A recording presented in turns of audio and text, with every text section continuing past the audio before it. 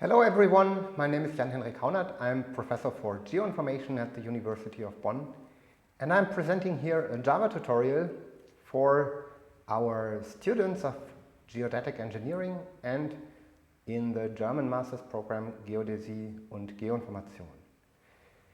Well, in this first short video I would like to give a very brief motivation for learning Java. And so basically the main reason why we teach Java is because in the geoinformation context it's very common to deal with object-oriented conceptual models. So if we look outside of our window, we see houses, cars, streets, trees, and so on. And we somehow need to capture this real world in the computer and represent these real-world objects with objects in data models.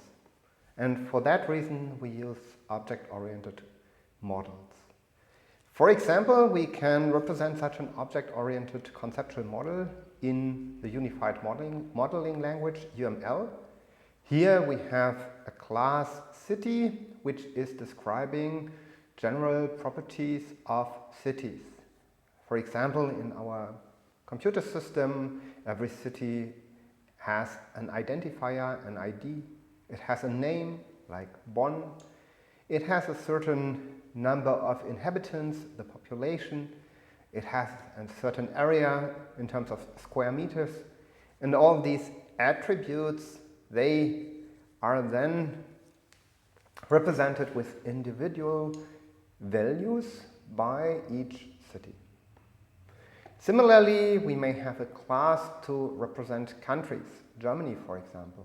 And here again in this conceptual model you can see that in our computer system every country is represented with an identifier and with its name, for example Germany. Also, we have often associations between such classes. For example, for every city we store this country where that city is located. So every city is located in exactly one country. That information is displayed here in form of a diagram as a conceptual model. And so the nice thing about object-oriented programming languages like Java is that you can quite easily translate such conceptual models to computer programs. So also in Java, every of these classes is then represented as one class, which is then one unit of the computer program. So that's a good reason to learn an object-oriented programming language. Also, I should say Java is quite common in the GIS context. So for example, there are many programming libraries and algorithms implemented in Java, and that makes it easy, of course, to develop new methods, new algorithms based on previously developed software. Another reason for learning Java is that it's platform independent. Java you can run on Windows systems, Linux systems, Mac systems. That is pretty convenient actually. However, if you use Java, if you want to run a Java program on your computer, you need to install a Java interpreter. That needs to be installed on the machine where your Java program is executed.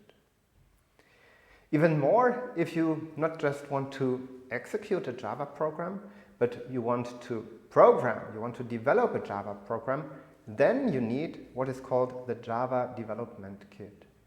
And well, the most recent version you always find here under this URL on the Oracle website, so that you need to install on your computer to continue with Java in the next chapters.